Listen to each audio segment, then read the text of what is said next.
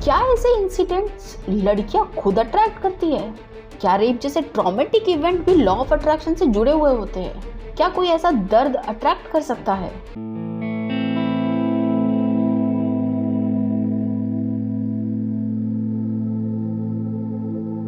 कुछ दिनों पहले मैं मेरी फ्रेंड से बात कर रही थी। उनकी डॉटर है एक, जो टीन है। हमने उस दिन बहुत बातें की। अराउंड 1.5-2 घंटा हमारी बात चल रही थी, जिसमें हमने बहुत सी बातें डिस्कस की।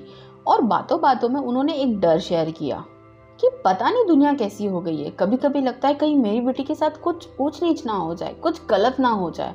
इसलिए मैं कभी भी उसे अकेला नहीं छोड़ती, बहुत प्रोटेक्टिव रखती हूँ। ये हो गया एक बात। और इस कंसर्न से मैं भी बहुत सोच में पड़ गई। अब आप सोच रहे होंगे कि मैं सोच में क्यों पड़ गई, क्योंकि ये पॉइंट डिस्कस करने से पहले हम डिस्कस कर रहे थे कि जो हम सोचते हैं वही हमारे साथ होता है। बेसिकली हम लॉ ऑफ अट्रैक्शन डिस्कस कर रहे थे। हम ऑलमोस्ट लॉ ऑफ अट्रैक्शन के प्रिंसिपल से कन्विंस हो चुके थे। तब उन्होंने वो डर बताया और मैं बस शांत हो गई।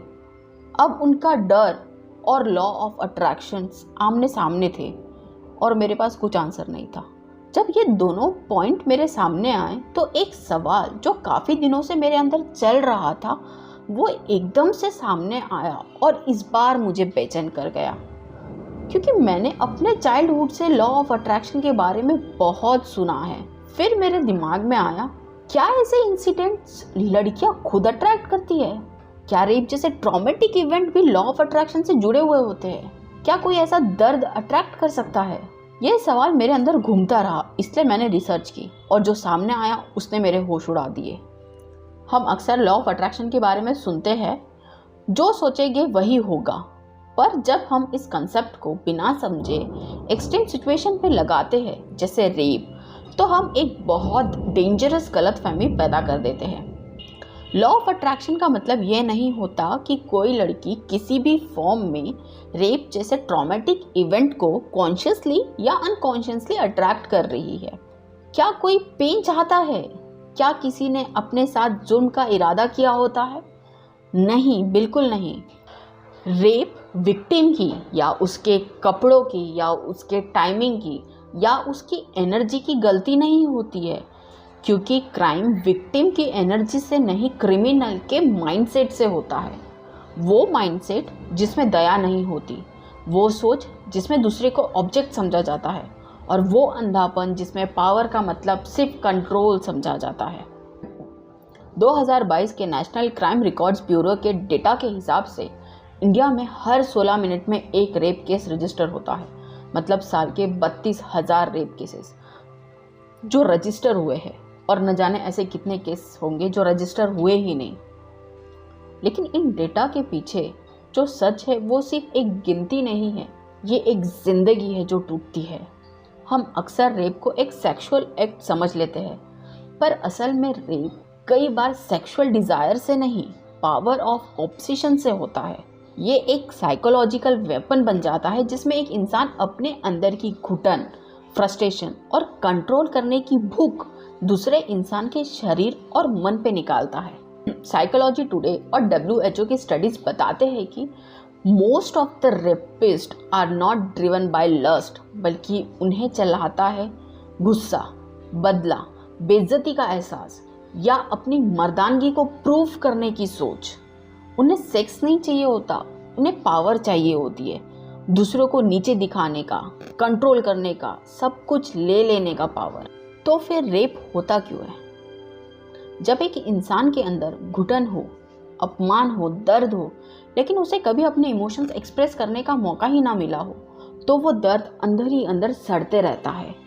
और फिर एक वक्त आता है जब वो अपने अंदर के फ्रैक्चर को पावर के जरिए बाहर निकालता है। किसी के शरीर पे हावी होना उसके लिए एक शॉर्टकट बन जाता है खुद को पावरफुल महसूस करने का। रेप उनके लिए एक सेक्सुअल एक्ट नहीं, बल्कि एक साइकोलॉजिकल कंट्रोल मैकेनिज्म बन जाता है।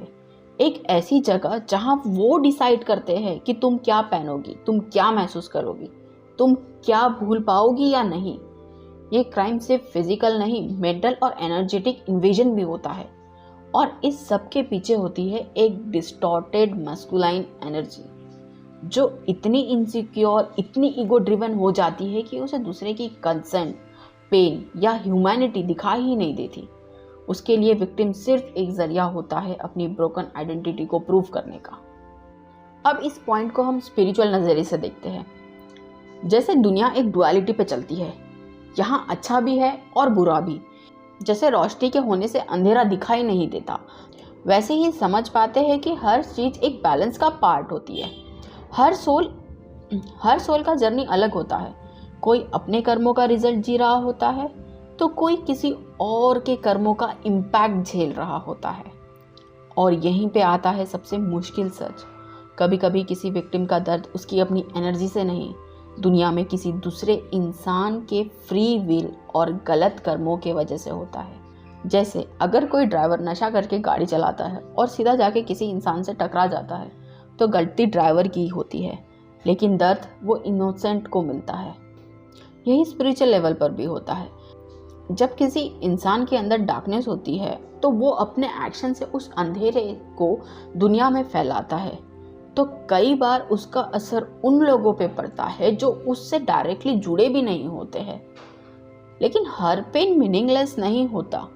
हर वाउंड एक डोर होता है ट्रांसफॉर्मेशन का।